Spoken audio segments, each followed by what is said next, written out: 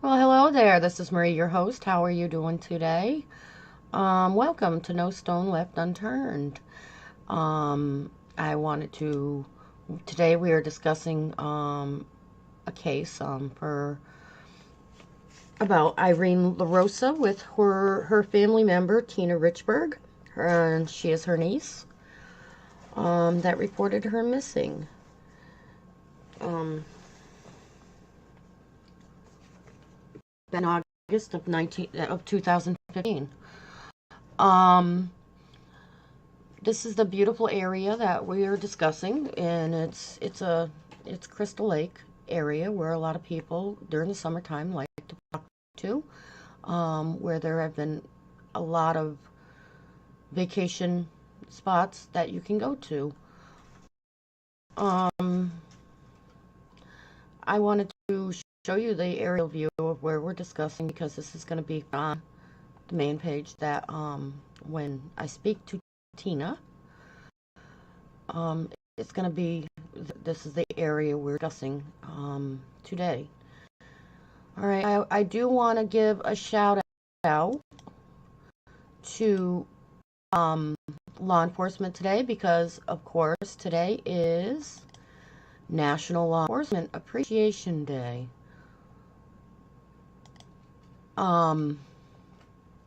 So I want to give it's a perfect day to actually do this broadcast or start this broadcast because Tina needs to get out her story, and it needs to be getting out truthfully.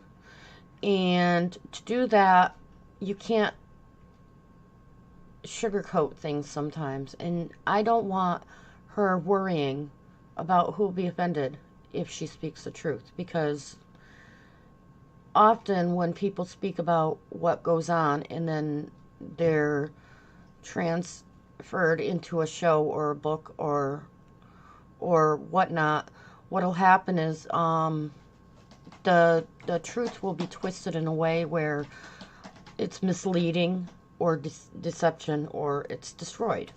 And for these girls' sakes, it's not our truth to be told. It's actually the truth of these little girls that are missing. It's not our own. It's not mine, and it's not anybody else's to tell.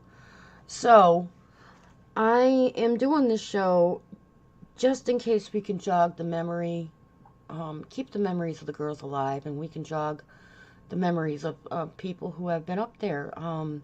No amount of information you have is insignificant at this point.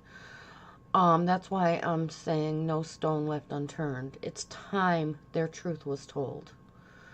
If you have any information, and I will do this at the end too, please, please don't hesitate to contact Connecticut State Police Eastern District Manager Crime Squad Unit at 860-896-3237 with any information you might have. You leave an anonymous message and they can get back to you, or you can leave your number and stuff.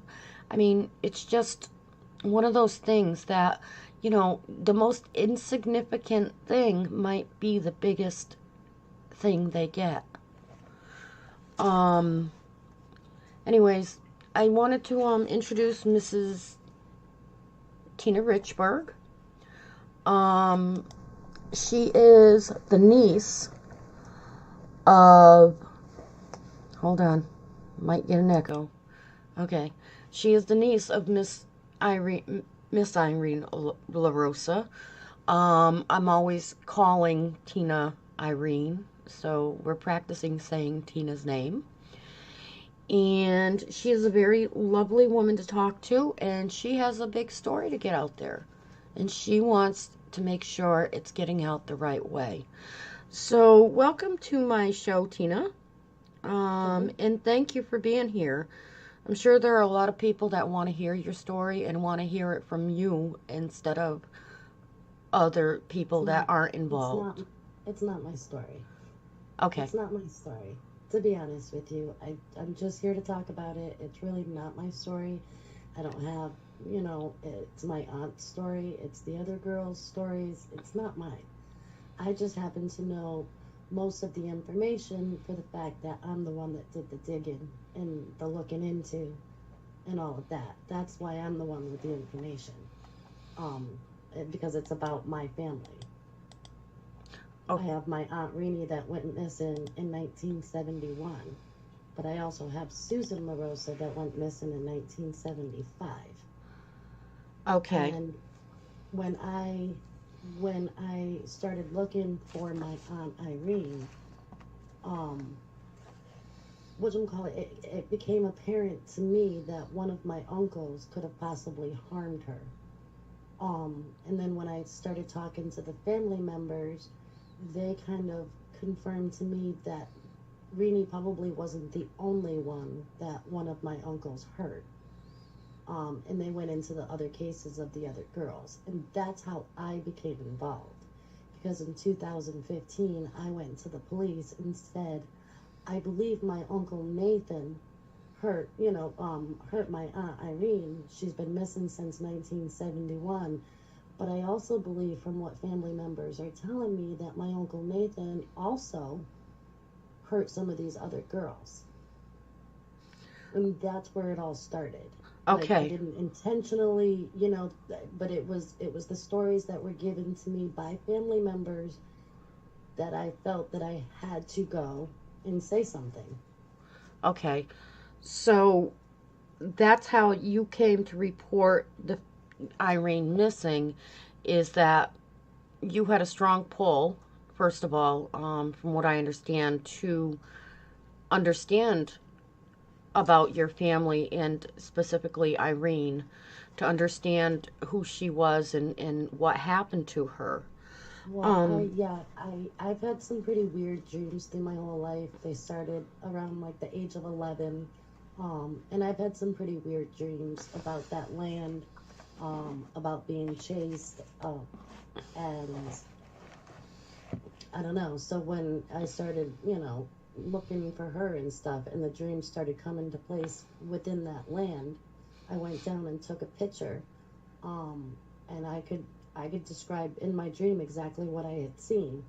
So that's why I believe that land is The exact place that there should be I've looking. been seeing my whole entire life. Like, I've seen that land. I've been running through those woods my whole entire life. And I Since can I've been 11 years old. In my dreams, I'm running through those woods. understand that. I have a connection It's to a very that too. weird dream to have, and you think that, most people, you don't really see much in the woods. There was only two things that I really seen. And one was, it was a flower pot, and it was on an angle on a hill. And the other was just a piece of a white house. And I could just see it in the distance, but I could never, ever get to it. And somebody would yank me by the back of the hair before I could get to it. But I would always wake up that way. Or there was another dream where I was just being pushed into this well. Oh boy. Oh boy. So, and it wasn't until, Now, did you even know that there were wells up there when you had that dream? I didn't. I had no idea. I didn't start learning about that area until 2015, after my father took the cops up there. Okay. I then got a hold of the cops and said, can you tell me exactly where you guys were looking? So I went there, and I went down, and I had a friend with me at this time. And I went down and I started taking pictures, and I ever turned around and I seen the flower pot on the hill with the white house behind it. It was just like, oh my God.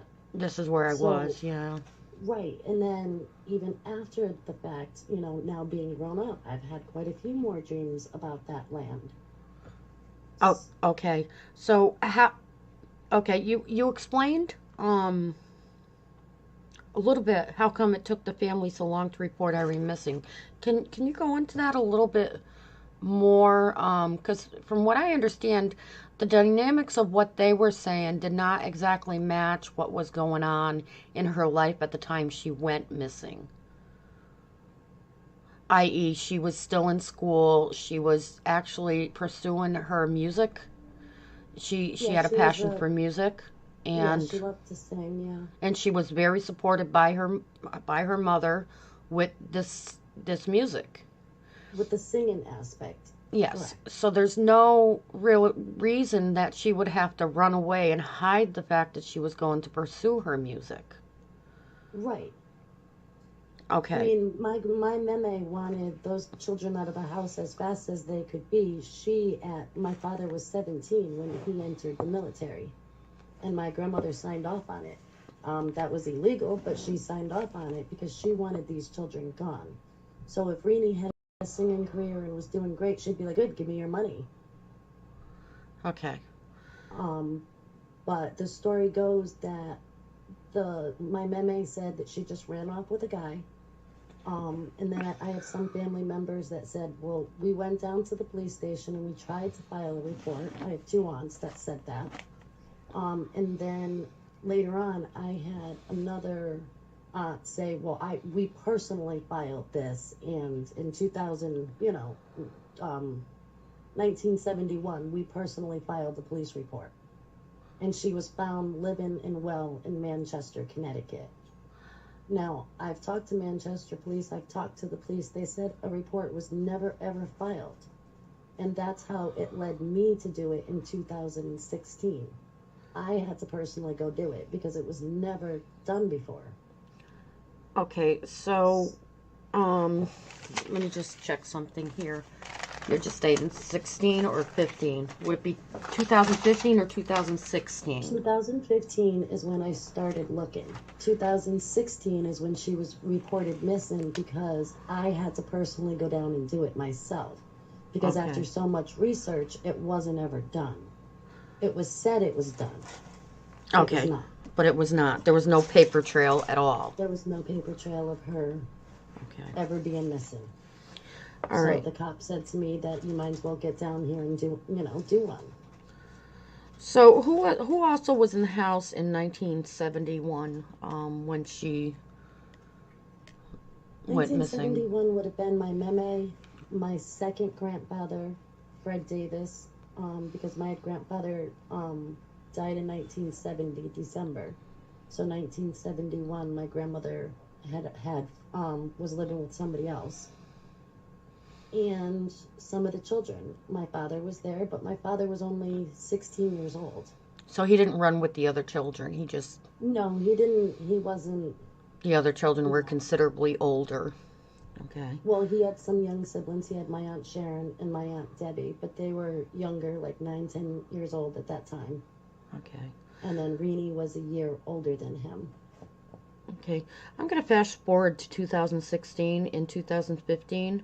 And what prompted the police to even go up to the lake and search the wells that we are discussing today? I think it was a collaboration of talking to people, by me going to them and saying, hey, listen, I think my uncle, Nathan was a very bad man. I have reports that he was raping my aunts. I have reports that, he was involved in these other cases. I have, proof that something is not right in my aunt's case. Like, something's just not right.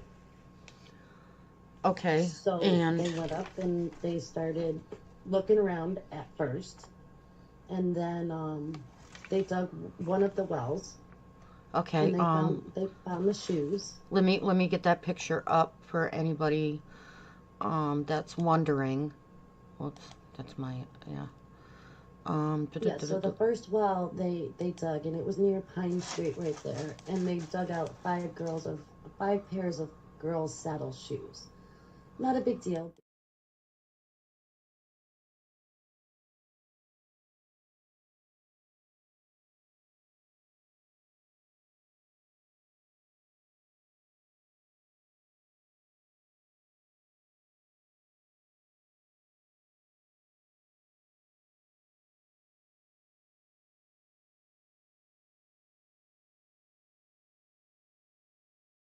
Gibbons and showed him that area. Um, so that's why they dug that, but nothing was really found. They said it was used as like a junk area, and that was about it. A couple years later, after that, there was somebody that was writing a book, Mike Bouchard. He is a Bridgewater. He's a cop in Connecticut, And he decided to reach out, and we talked, and I gave him a lot of the information. He decided to write a book. It's called Missing in Connecticut, Never Stop Searching. He's a sweetheart. He dedicated it to my aunts. Um, and when he was in the process of doing his investigation, he got to talk to one of the suspects that are in in all of these cases. That are involved in And these cases, okay? involved in these cases. So he got to speak to him, and he kind of went into detail about some of these cases. And in specifically, what had happened was you turned around and he talked to Mike Bouchard, but you turned around afterwards and spoke with him as well, Talked to personally. him myself. Yeah, I told him who I was. I told him that I was Bob's niece, and I was just looking for my aunt. I was looking for Reenie. He said that he knew her, that he had dated her. He was fond of her. He said that she was giving Nathan money all the time. Nathan seemed to be like bullying her into giving him money and stuff. Um, and stuff like that. And then he went into full detail about the night that Susan went missing. He had given, a couple other things. And yeah, so he was very talkative. Okay, so what prompted that was he had mentioned that there was a fort or something that they used to run away from the cops when they got in trouble for petty stupid stuff. He said that he owned the LaRosa house before they moved in.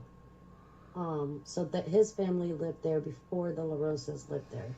And he said, me and my brothers were like petty thieves and stuff. He said we actually had a little dirt road up on Wendell, and it would come down towards the house. He said, so when we were running from the cops, we would come down that little road, turn off the lights, and nobody would see us. And he said, and then we made this little tunnel to the house, and we just run down into there and go down into the tunnel. Now, I know the land. I know that there's probably no way that they can make a tunnel that's going to go to the house because there's a little brook there. So I'm not quite sure where he was talking of, but I just sat and listened, and he talked about the basement and how he rigged the TV so the TV would go up and they could slide into the basement.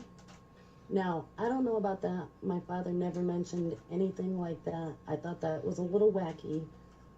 But my father does talk about that they made their own basement. They had jackhammers, and they jackhammered the basement out. Okay, now, the question I have, during that conversation that you had with this particular person, did he ever use the words bunker to describe what he jumped in? A Well, he bunker didn't or say fort? he said fort. Like he said, it wasn't like a bunker type of thing. It was, but I talked to him 4 different times, and twice he said something completely different. So the first time, I believe he did say like bunker. The first time he said you go out of the house and you turn towards the woods, and you walk over the little brook, and right there there's like a little bunker right there. You can go down under. Okay. That was the first conversation, and that's what prompted me to kind of get a hold of the authorities and say, okay, can you come and listen to what he's saying? Because he's telling me a lot. You know what I mean? He's telling me about the night that Sue was murdered, and, come on now. Okay. He's putting himself at the scene of the crime, and he puts himself at the scene of 3 of them. Yes. So I'm kind of dumbfounded and a little angry. Now, so he described a well that you could actually physically jump into. How big, do you know how tall, he was around in his 20s, correct? When this occurred? Yeah. They would have been around in early 20s probably. Now, for a grown man to jump into something like that, how tall was this man? Do you know? I don't know. Okay. I have no For idea. grown men to jump into something like that, it had to be significantly bigger than just a small dugout well. So, and when I had spoken to the officer in charge of this case recently, he had mentioned that there might be areas that are overgrown that they didn't even search. So this is one of the reasons why we're doing this, is so that if anybody actually went into those woods in that area, and it's owned by Ellington, it's not the other property that's Well, I'd been be more searched. interested in how the land sat back in the 70s. Yeah. Yeah. Um, And like I said, it's overgrown now, so in the 70s it might not have been overgrown, and somebody right, might have come across something that looked like a bunker. Or, within every lie there's a truth. right. So the family, right, were so, my grandma Meme was so, like, supposedly afraid of Nathan that he had to go sleep out in the camper. That he couldn't live in the house. First of all, the house wasn't big enough, but second of all, he couldn't live in the house because he was just too dangerous. So he was out in the camper, and the camper door didn't face that beautiful lake. It faced the woods. Yes. You know what I mean? And I just find that to be very odd that it faces the woods. Yes. So that bunker type thing. Now I'm just gonna go into this really quickly, and then we'll go into the other stuff. What I initially was hearing in my head when I first started talking to you about this is not necessarily a well, but a outhouse. I kept on hearing outhouse whenever a well was stated. It wasn't a well. It wasn't a well. So I called my aunt and I asked her, back in the 60s and the 50s, when they were building the houses up there, were there a lot of outhouses? And she had mentioned that there was a lot of outhouses. And that's, and the particular outhouse that was on the property that my grandfather built on with those kids, in the house that I have, they filled it in with dirt. Now, I had, in my, you had stated the artesian wells would be big enough for somebody to jump in. And that's true. Now, this gentleman that spoke on the phone, he had referred to, from what I understand, how to open a slab of concrete with a stick. Do I get that right He or said wrong?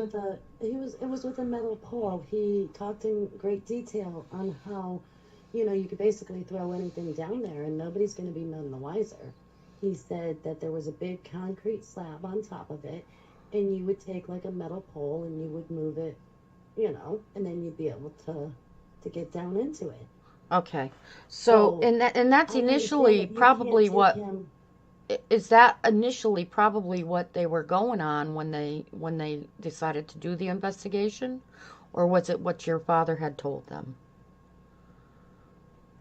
Well, the initial investigation started with me questioning things, and then my father going out there, and then it's just kind of trickled from there. Everybody's kind of put their hand into it and said, oh, let me, I'm confused at all. Yeah. Okay. absolutely. Okay. So what I had gathered, my aunt said yes, they definitely did have.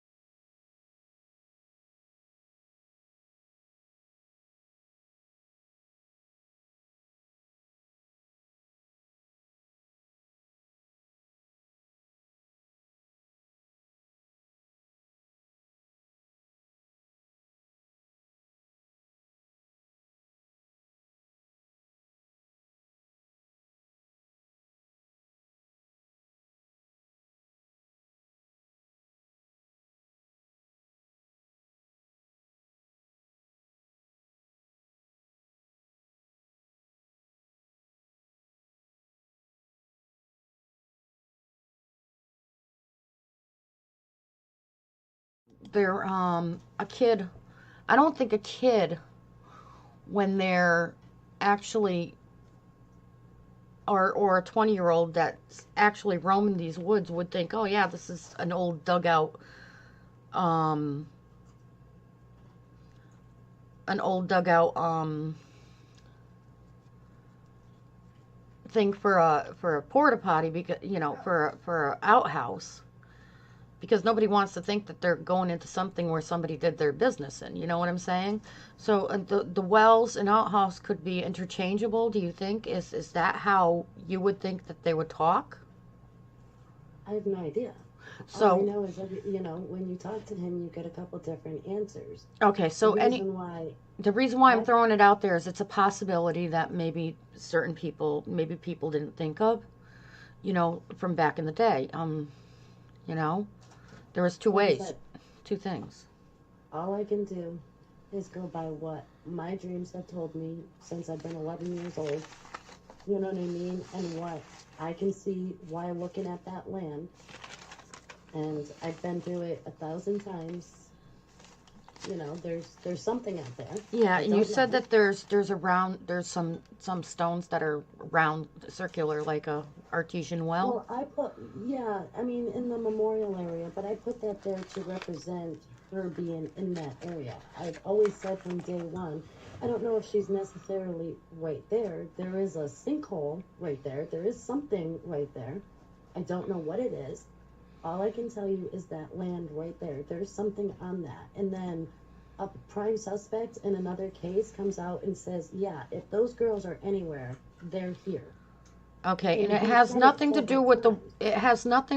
the area that these other people have been searching for. This is more. No, the ones where the dogs came out and the cadavers and all of the cadaver dogs came out. I mean, they personally told me, and I have in messages that it says the dogs were interested in 22 spots laid down Now, in one did spot. they take the dogs on the Ellington property too, or was it just on the other property? No, they did take them on the Ellington property. The problem is, if we are looking for an old artesian well that goes so far down, how the dogs might not be able to sniff that. Yes, yes. You know, so You we had have to mentioned be that able to look at. you had mentioned that you yourself, after that search was conducted and you found out about the search, you contacted the handlers yourself. What did the handlers tell you about that? The dog handler told me, yeah, there was, you know, the dogs did stop. They did sniff for a little bit. You know, they were a little bit interested. He said, and I asked him about the spot that the dog laid down and dug. And he said, well, in most cases, it means that there's not a body there, you know, or both dogs would have picked up on it. But there is something there, whether it's an old mattress, whether it's a piece of clothing with blood on it, there is something there. So anything that has a organic human remains on it, like Right. blood and But stuff. apparently they didn't have to hand it over to the police, or the police didn't want the report. And then it was a big shit show. Just let me say that, about these dogs coming out. Now, did they say whether or not they actually dug down to see what the dogs were hidden on? No, they said they probed, and then the dog just wasn't interested. Okay, and They describe had a probe markers. to me. They had markers up on where the dogs hit. They had them on trees. They had them in the ground. You know, and then all of a sudden the markers disappeared, and there was nothing magically there anymore. And I was automatically told, if you go on that land, you'll go to jail. Okay. And I said, oh, the only time I've ever been on that part of the land is when I've had permission. But okay, I Okay, said I yeah. So wasn't very that interested land isn't in. really the land we're talking about. We're talking about the other side where the house actually stood, Well, in that portion of land up to the road itself, not past the road. right, but if the dogs hit in that area, laid down, right, and even in that podcast, it says, well, maybe there's something up above, but nobody looks up above. You know what I mean? Like, I'm not understanding. It's So frustrating, yes. they said that the water would trickle down, and And and carry the that's where it scent would to the land. dogs. Okay. So why wouldn't you go up on top? But whatever, it was left alone. Now at this point, apparently on the area of where we're talking about, somebody had said, well, we brought ground penetrating radar out there. So I immediately called the state police, and they said, no, we only have one for this area, and it hasn't been used for right there. We would know. Okay, so you called the state police and you asked them specifically if they use ground penetrating radar. Now, I Right, because I did. have been asking for it for a while, and they keep on saying to me that there's not enough evidence out there to warrant the ground penetrating radar. Okay, now But apparently, I did do a search on ground penetrating radar, and there are different companies separate than the police officers that have that. right, but you're in the middle of an open investigation. I can't just go out there and claim that I'm a journalist and I'm going to put ground penetrating radar, or else I'm going to jail. So I'm not quite understanding how somebody says, I'm a journalist, I'm going to go out there and do this, and then, oh, we don't know where the LaRosa house sat, or we just did where the memorial. What? Okay, well, It, I don't it doesn't know. make. That particular show I don't think has aired, has it? Oh, I don't know. Okay. I'm not So remotely paying attention so to yeah, hogwash, you know. what I'm more concerned about is, me personally not understanding how the tip could describe a bunker that you can go down under something that could have been, the land could have, we could have had a mudslide or something, to where they said that they were going down into the ground, and the police do not want to bring the ground penetrating radar because they're Well, you gotta focused on the remember, wells instead, you gotta, well, with that they can and get into. and I am too, very much, you know. You have to remember that he's told a couple different stories. Yes, I So understand that, and that's they what the don't know police what to does. believe Well, and what not to the believe. police can weed through that. Um, from what you told me, and let's not discuss too much, there are certain things that are put into place now to where you might be able to get some answers. And my thing is, like I said, I was adamant when I called in to the officer that and talked to him. I was very adamant that the area that I feel that he's talking about is overgrown, and they most certainly need the ground penetrating radar to find, because even with lidar radar, when I discussed that with him, he said the problem with lidar radar is that they can only go down so far, and then it doesn't pick up everything for the elevation. So it leaves you questioning whether or not if they can put something directly on the ground to get down under more. I understand that you are very angry and it's frustrating, and I really don't want anything that's frustrating you right now. Um, I would be livid. I would be pushing more than you are, if I felt like I wasn't listened to. Well, I'm the one, you have to understand now, I'm kind of stuck in the middle here because we have a couple suspects. They're my family members. We have a couple murdered women. Those are my family members. You know what I mean? And I'm left holding the bag because nobody else wants to talk about it. And I don't think that's necessarily fair. And then next week we're going to go into more of the dynamics of where the family has connection with all these women, all these little girls. And that's fine, but And everybody still needs to remember it's always innocent until proven guilty. Now, that is the case, true, but there are excuse me. other cold cases out there that can be linked together Right, and when too I first in your started this, family, and that is having an effect on your family dynamic, and nobody wants to, you're not wanting to attack any one person. but you need to understand, when I first started, I said, my Uncle Nathan, and everybody in my family said, yep, we could see that. And then the moment everybody found out about Susan LaRosa, they automatically said, oh no, your Uncle Bob is the murderer, that's it, you know. Yeah, see, And there was that's no not right. discussion about it because it was easier to blame him because they suspect him of killing his wife. On the other hand, I don't suspect him of killing his wife. I actually believe that the new woman killed his wife. And Okay. that's what I believe. So by them pinning Yeah. Bob on his wife saying that he murdered her, that might not necessarily be the case. No, there was, it sounds like, what I got and picked up when I was talking to you and stuff, it's actually not any one person that anybody's trying to point the finger at. You're just trying Well, to I am. find these girls. I will actually point the finger at my Uncle Nathan for quite a bit of it. I will say that one of my uncles did have knowledge of Rini missing. I can say that he did have knowledge of his wife being murdered. And missing. And And then found. Right, Okay. so I can, you know what I mean? Those are facts to me.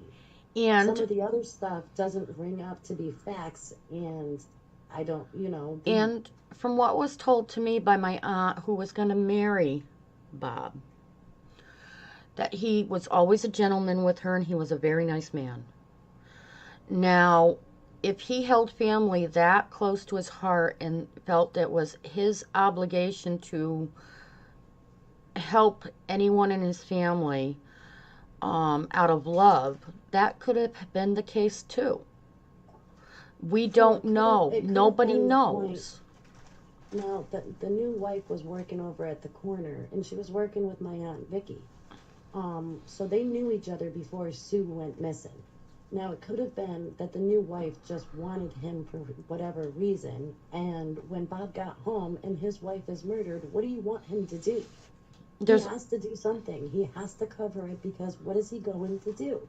And then this woman never left his house. She never left his side again. And from what I understand, every time somebody talks, she's always threatening them. But yes, and she's the volatile one. She's the one that abused those kids. She's the one that starved those children. She is the most volatile person you've ever met. But nobody's ever looked at her and said, "Where were you?" And then when you ask her where she was, she says, "Oh, I didn't come into the picture till 14 days later." Okay, that's very specific days. 14 days later? When I talked to other people, they said that she was in the picture beforehand, before Sue went missing. What we discussed, she probably was, because she was working at that place that was right on the street, right on the corner. The house is only like 3 houses up from that place. Right, and then you have somebody that says they went into the house and it looked like a cat got its head ripped off. To me, that is a woman fight. Like, my uncle was so much bigger than Sue. And from what I understand about that relationship, Sue was the volatile one. Sue was the abuser. It was not my uncle. It was Sue. She stabbed him with a fork in the back. He did nothing. And I think Robin, or I think the other woman, seeing the abuse going on, she's seen Susan abusing her children, and she went over there and she took care of her. Took advantage of the situation. But then she also had my uncle, and then he had no choice but to cover for her. Yes. So we are dealing with many different people, and the police are dealing with many different people they have to weed through. And to point the fingers at any one person at this stage, even now, is a totally ridiculous thing to be doing. Well, yeah, because you have so many suspects, right? You have the person that I was speaking to, he was a janitor at the school system. He had access to some of those files. He also is not a nice person. And his family also owned, in one of the missing girls' cases, his family owned what was it? A gas station or something? A garage right down the street from where one of the other girls went missing. And it was said that the boys would hang out there over on the weekends and at nights and stuff to, just hang out at the garage like men do. And quite honestly, all these people that are being mentioned in this podcast, in this video, they should be a little bit not surprised that they're being looked at when it concerns these things, because they're all Like I said, involved in it. my two uncles are passed. My uncle Nathan has passed. My uncle Bob has passed. And it was funny because, well, not funny, but I had to take Mo down so he could say goodbye. Mo is my cousin, which is Sue's youngest son. I had to take him to say goodbye to his father down in North Carolina. And before we could even hit home after he passed, people were automatically saying, nope, Bob's guilty. Bob killed everybody. Bob Yeah, is, now Mo is Bob's son, correct? Mo is Bob's son. So And he's you can always imagine treated you're him trying good. to grieve your father, and all of a sudden people are on a podcast saying, oh, Bob's a killer, and what proof do you have of that? There's no proof of it. There's no proof of You it whatsoever. And all these, I mean, I've even got hits on web sleuths and Reddit and all these sleuthing forums that they're throwing around names, and you can't, that to do that is really wrong. It's always in the United States, innocent until proven guilty. And yes, Well, I would have thought so, there but you are go right people ahead out and there saying go, that Bob was a very good guy. right, you have the Gonthiers, Sue's family, that said, some of Sue's family says he was wonderful. Some of Sue's family will say that he killed her. It's just, it's a toss of a coin. Yeah, but right Um, about now, like my aunt said, and I don't mean to cut you off again, my aunt said that right now, what we're dealing with, and what you're dealing with, and what I'm dealing with in my family for my stuff, is we only know what we're being told. Now, these other family members, how do they know exactly what happened? I mean, if they know concretely that this is what happened, that Bob's a killer, why aren't they going to the police and saying, I know this and I got proof of it? right. I mean, you Yeah, they can't, went to, I couldn't sit there. Everything that I can say is hearsay. Even with the, when we're discussing the podcast with the, they're going to be coming out with ground penetrating radar. That's hearsay. I don't know what the truth is because I heard it from you, and it's not to sit there well, and I disprove would just like you. documented proof because, Yeah, it's the not podcast all but it's got not the to sit dogs there in and it. argue with you, but that's what's called hearsay. I'm hearing it from you. If you heard it from someplace else and it's a reliable source, then that's fine. Right. This is what the cops are dealing with.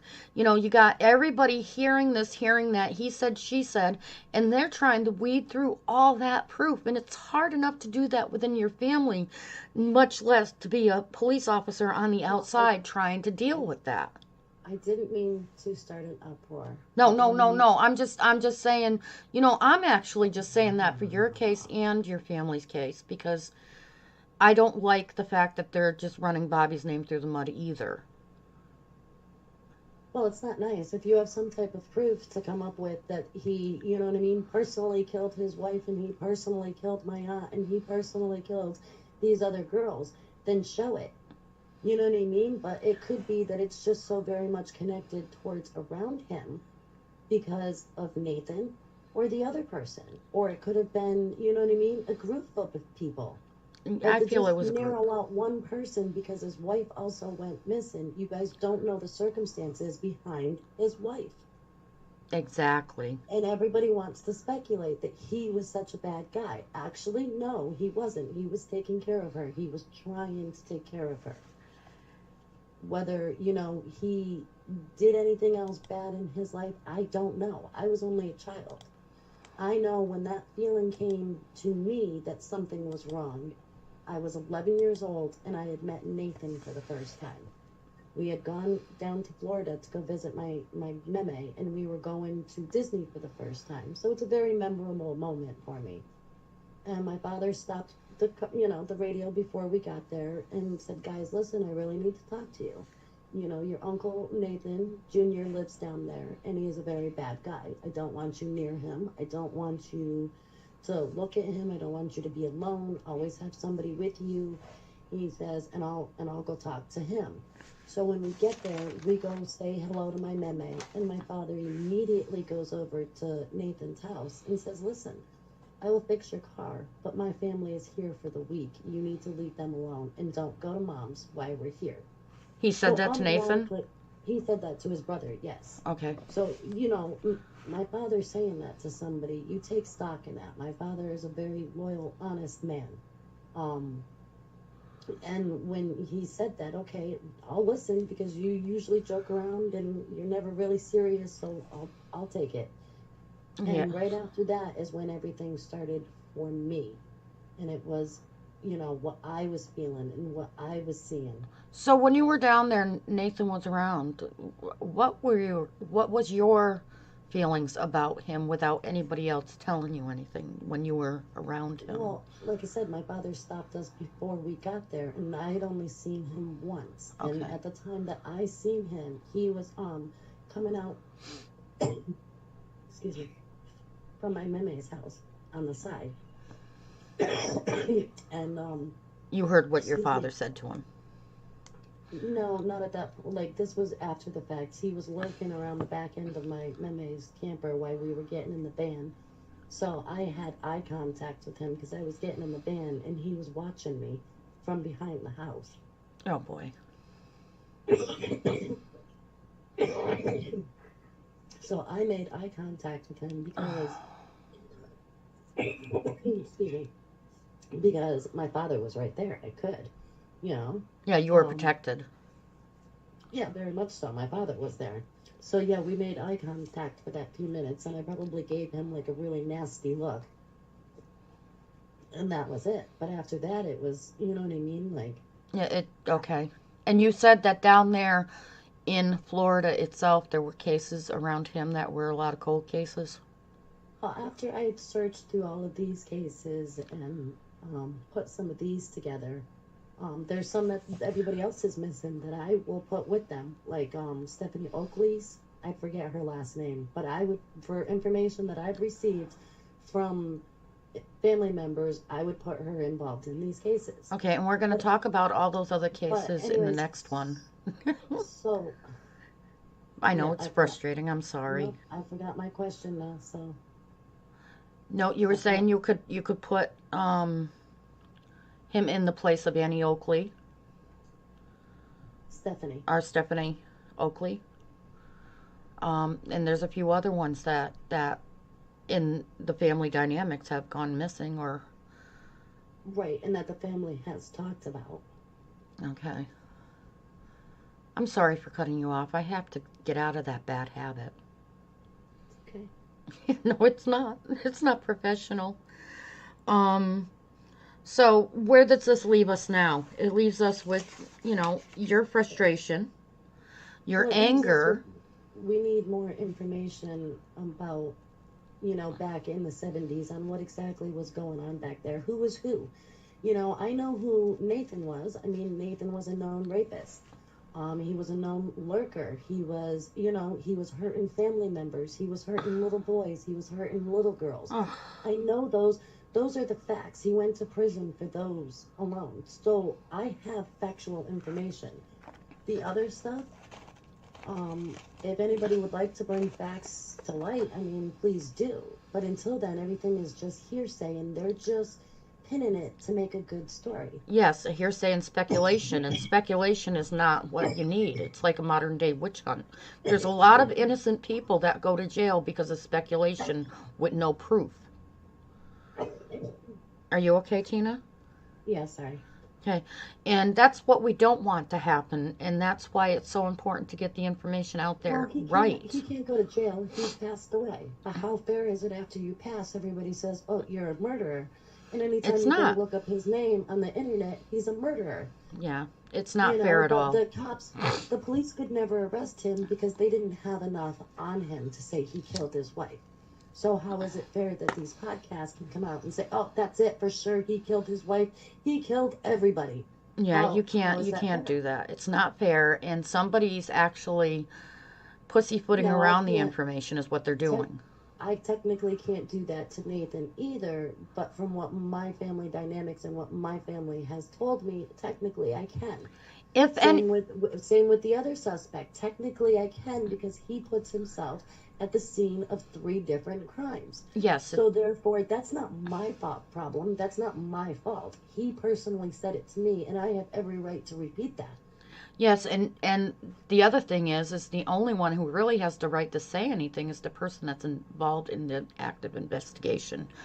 That actually knows things inside and out. Well, And like I there's said, things that I'm anybody sure can. you know that other people aren't going to hear. I'm sure you're not saying everything you know, even with me. Well, no, I can't say everything I know. First of all, I have a gag order against that stupid podcast. And it's funny because Mike Bouchard never asked me for a release form to say that I couldn't talk, I couldn't correct him. But I have a release form from iHeartRadio that says I can't correct any wrong information. Well, okay, because how is that fair? That's not How is fair. that fair that I can't even speak the truth at this point because somebody has a gag order on me? You know what I mean? Mike Bouchard never did that. He took the information. Some of his dates come out wrong because he gets excited about it, but he's passionate about it, so at least you give him that. Um, but he never asked me for that. He never told me that I couldn't, you know what I mean, correct him.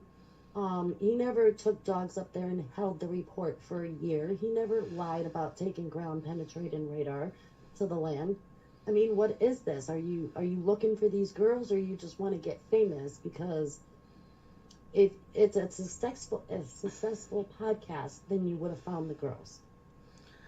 You know, Um, if my he's thing, saying that his mission is to find, to then locate the young, find them. Then find he's them. only worried about who killed them. I'm not worried about who. I don't care who at this point. They're probably dead, if not half dead already. You know what I mean? Why do I care who did it at this We point? just want at this point to find these girls and give them a proper burial.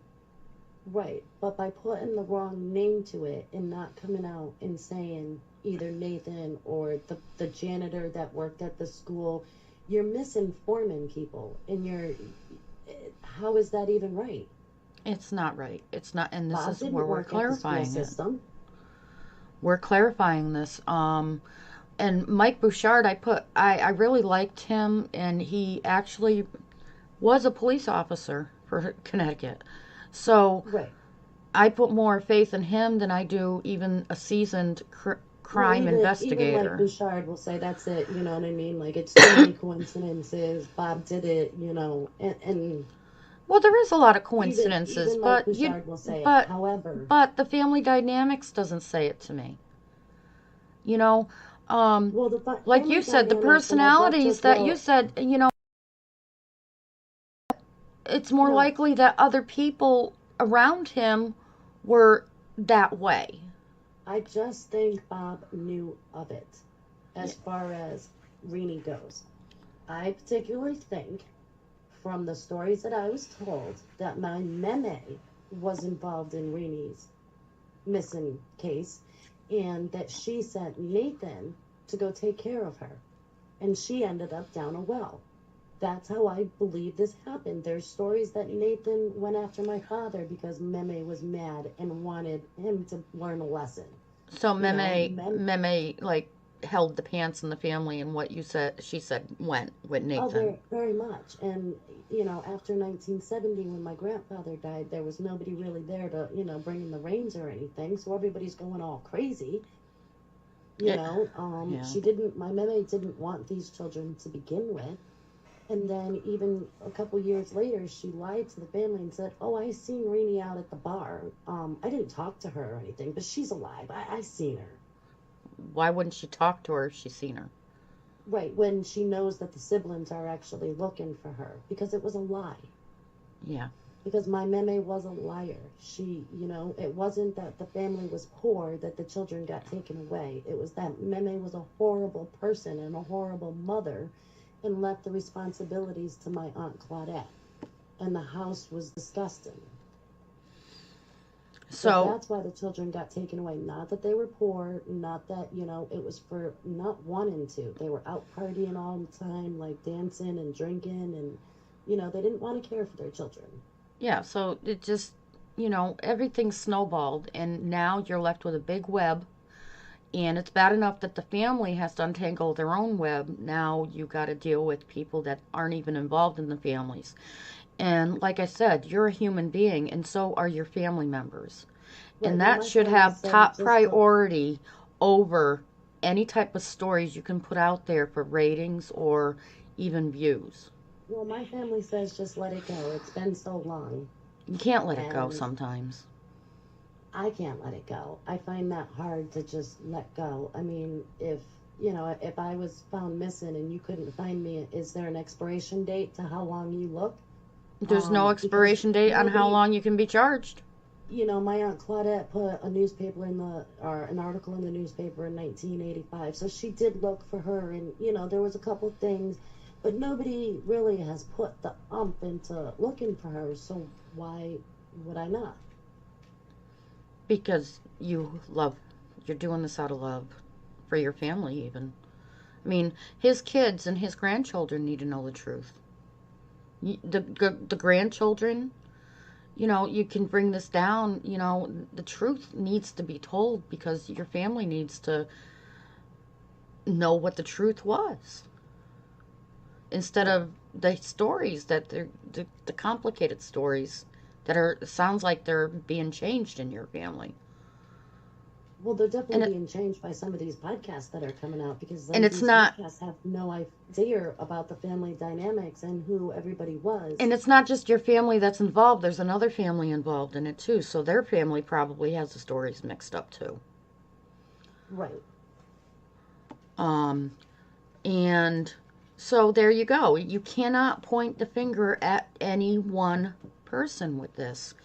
And that's natural in a case where there's so many people involved that of course if you were right there, like that woman that married your Bobby after the fact that Susan went missing, Hmm. um, obviously they're going to look at her as a suspect. They're going to look at I don't think anybody's ever really looked at her as a suspect. Like nobody ever really looked into Sue's case, and that's where, I have a little bit of an issue with too because Sue went missing in 1975. they dropped the It was ball. just it was a phone call to the police station that she had went missing. It was able to be said that she just probably ran off with another guy. It's not a big deal. She won't be back. Well, if she won't be back, then how come this lady's in your house? Like, I thought your crazy little wife was coming back, and why would you have this other woman in your house? But the cops never came out to Days check later. I mean, it the wasn't even a house. week later. It was days later. And I don't care whether she says she was there 14 days later or whether she was there right before. But they never. Days later, why would you, I mean, would you do that with a man that you know that his wife just ran off? Well, no, why at 20 years old would you want three toddlers? You got to remember, Sue had babies. I'll tell you Sue one had a thing. two and a half year old, a 1.5 year old, and a 9 month old, or something Yeah, like that. Almost exactly. three.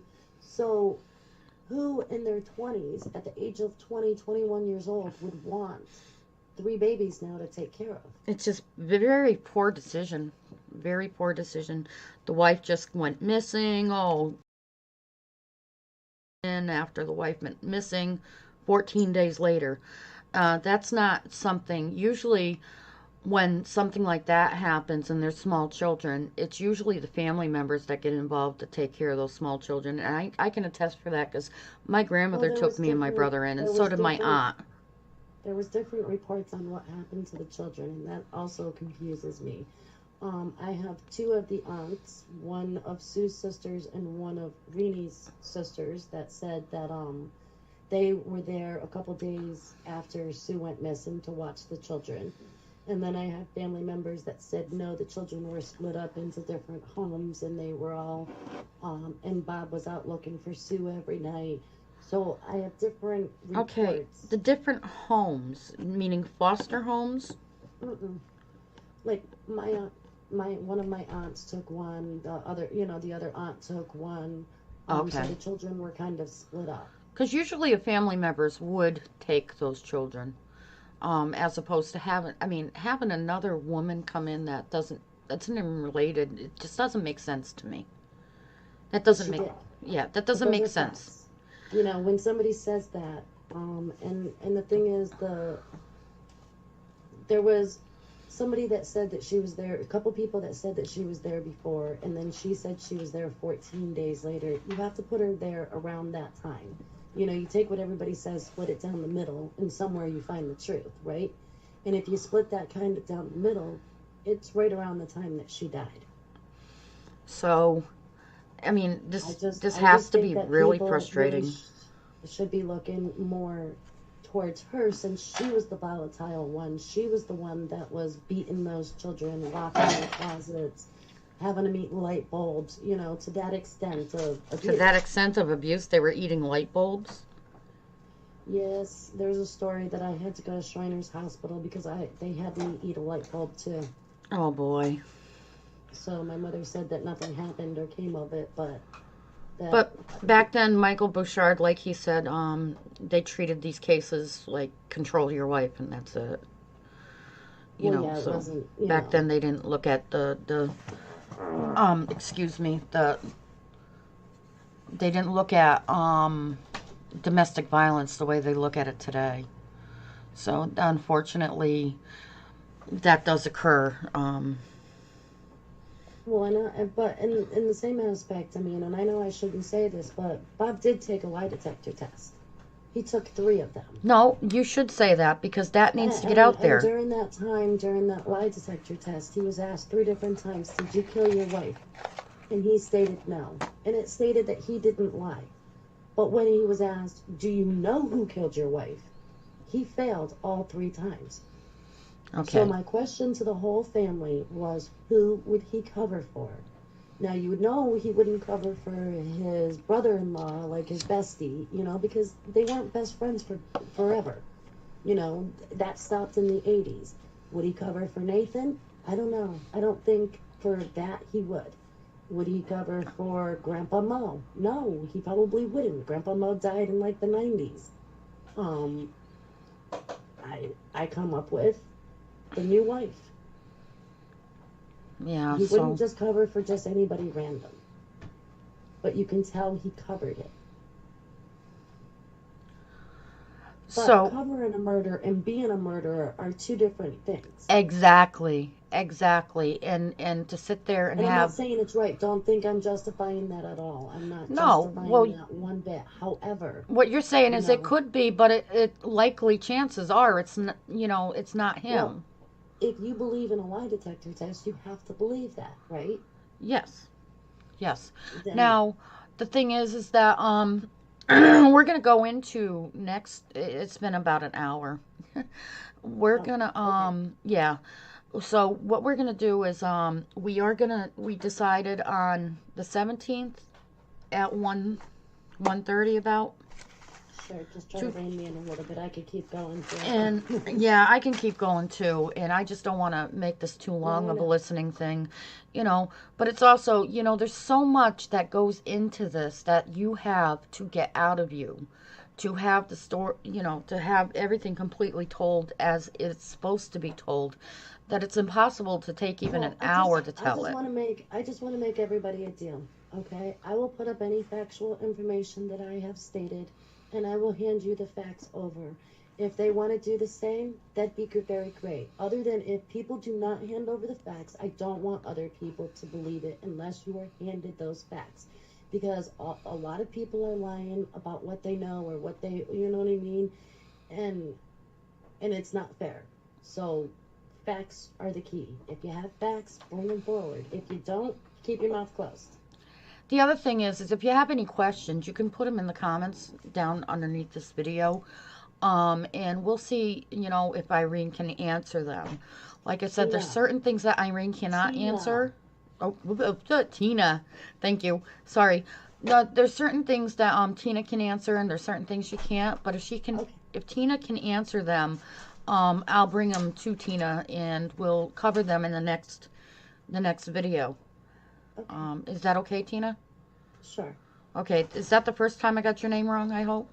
Yeah, See, I'm talking fast. I didn't, it's okay. yeah. But thank you for listening. So on Monday the 17th, we're going to have another one of these sessions, and we're going to talk a little bit about the girls that went missing at the same time and how they're linked in these cases, and How we believe they are linked. yeah, yes, how we believe they're linked, and get the facts of that correct, so that people can understand that dynamic too.